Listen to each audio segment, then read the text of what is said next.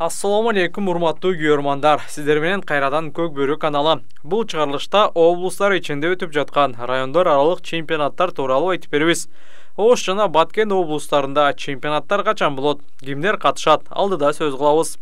1-2 февраль Ош облусунун Төлөйкөн ат майданында Кыргыз Республикасынын президентинин Ош облусундагы ыйгарым укуктуу өкүлүнүн кубогуна арналган райондор жана шаарлар аралык Көк Бөрү чемпионатына чакырабыз. Ат жалында шамалдай ойногон райондордун командасы Алай, Чоң Алай, Араван, Каракулжа, Өзгөн, Кара Суу жана Ноокат. Ошондой эле Ош шаарынын командасы катышат.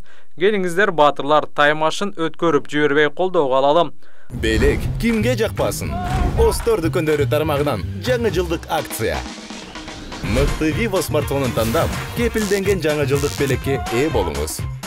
Белекке ноутбук, колонка, кулакчын, смартфон, дагы башка көптөгөн буюмдарды беребиз. Эң сонун жана эң башкысы убагында жаңы жылга карата салттуу түрдө белек үчүн Остор дүкөндөрүнө. Ат майдандан көрө албасаңыз, Көк Бөрү Федерациясынын Көк Бөрү KG расмий YouTube баракчасынан катталып, түз эфирде көрсөңүздөр болот. 30 январда Разаков шаарындагы жаңы ат майданда өрүк зарлуу Баткен облусунун бийлиги күчтүү баатырлардын Көк Бөрү чемпионатына чакырабыз. Райондун намысын коргогондор Баткен, Кадамжай, Лейлек, ал эми шаардын намысын коргогон кыраандар Баткен, Кызыл Кыя, Разаков командалары оюн көргөзөт. Кирүү акысыз. Бул оюндарды дагы Көк Бөрү Федерациясынын расмий YouTube баракчасынан көрсөңүздөр болот. 22 январ күнү 3-чү ирет Ысык Көл облусунун Көк Бөрү чемпионаты жыйынтыкталды. 1-чи орунду Ак Суу, 2-чи орунду Түп, 3-чү орунду Жети Өгүз жана 4-чү орунду Каракол командасы алды. Ал эми мыкты оюнчу намын Байыш Акылбеков алды. Бүгүн 23 январ күнү Талас облусунун Манас районунда облус чемпионатынын 2-чи бөлүгү өттү. Жаштар арасындагы турнирдин жыйынтыгына токтолсок, 1-чи орунду Талас району, 2-чи орунду Айтматов району, 3-чү орунду Манас району алды.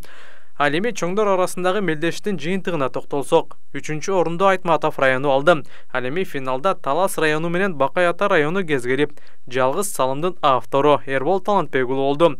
Жыйынтыгында Эрбол Талас районуна катары менен 2-чи жеңишти алып келип берди. Ынтымактын чабуулчусу Майрамбек Рыспеков кийинки сезондо кайсы командада өткөрөт? Талас району алгачкы жеңишиңер болду, эми финалга чыктыңар. Эмоциялар жөнүндө, даярдыктар жөнүндө айтып коесуңбу? Аябай жакшы, эми Кара Бура Улачы Айтматов районунда аябай күчтүү команда болчу. Ошолор менен ушу полуфиналда кезигип утуп алдык 5-0 эсебинде.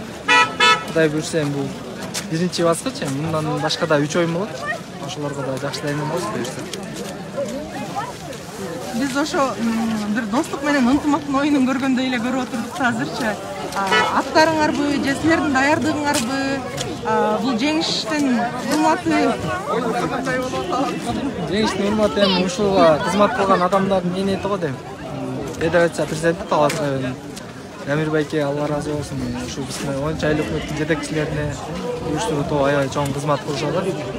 Ошонун негизинде болуш керек деп ойлойм мен. Жалпы федерацияга терең ыраазычылык, 1 миллион сом бөлүп бериптир.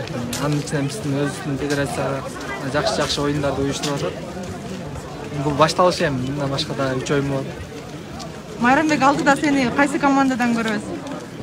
Буйрса эми ынтымактан, азырынча эми эч ким менен сүйлөшүп элек болгон ынтымактан. Алдыда көрөбүз, ийгилик анда.